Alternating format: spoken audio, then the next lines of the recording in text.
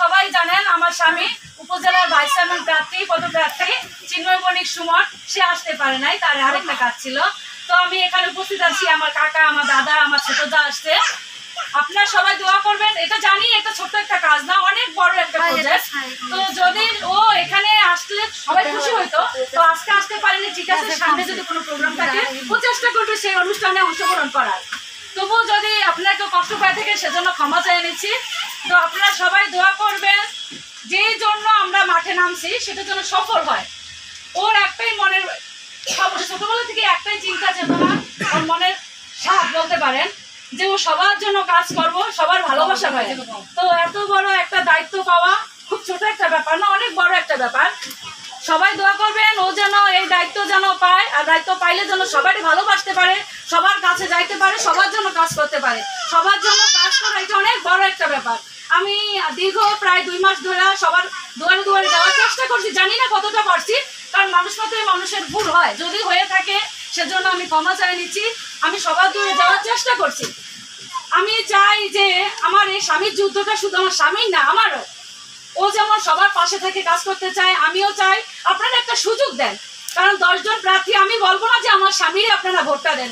10 জনের মধ্যে আমার স্বামী যদি যোগ্য হয় তাহলে আপনাদের একটা ভোট আমার স্বামীর, সবাই একটা করে ভোট দিবেন। এটা আমাদের কাছে একটা, আপনাদের কাছে একটা প্রার্থনা বলতে পারেন, আবদার বলতে পারেন।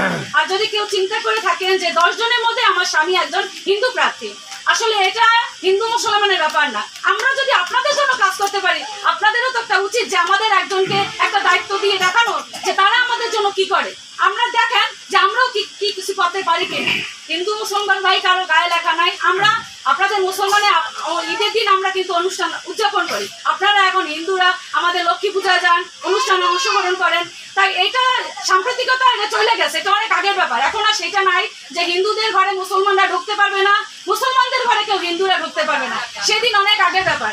আমার শরীরে মুসলমানের রক্ত বইছে। আমার যখন ছোট মেয়ে সিজার হয়েছে তখন 2টা আমার ভাই, ছোট ভাই আমার 2 ব্যাগ রক্ত দিছে। তাই আমার শরীরে যদি মুসলমানের রক্ত বইতে পারে তাহলে একজন মুসলমান ভাই কেন আমার হিন্দু বোনের মতো মনে করে আমার স্বামীর একটা ভোট দিতে পারবো না। আপনারা সবাই দোয়া করবেন আমার স্বামী যেই কাজের জন্য নামছে সেই কাজে যেন সফল হইতে পারে। আর যদি সফল হয়, যদি উপরওয়ালা চায়, সহায় হয়, তারপরে যেন ও সবার পাশে থাকতে পারে।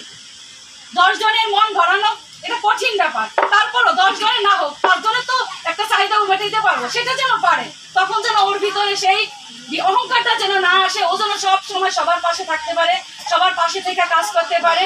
এই দোয়া সবাই করবেন। এই বলে আমি আমার বক্তব্য শেষ করছি। সবাই ভালো থাকবেন, দোয়া করবেন, সামনের দিনগুলো যেন আমরা এগিয়ে নিয়ে যেতে পারি।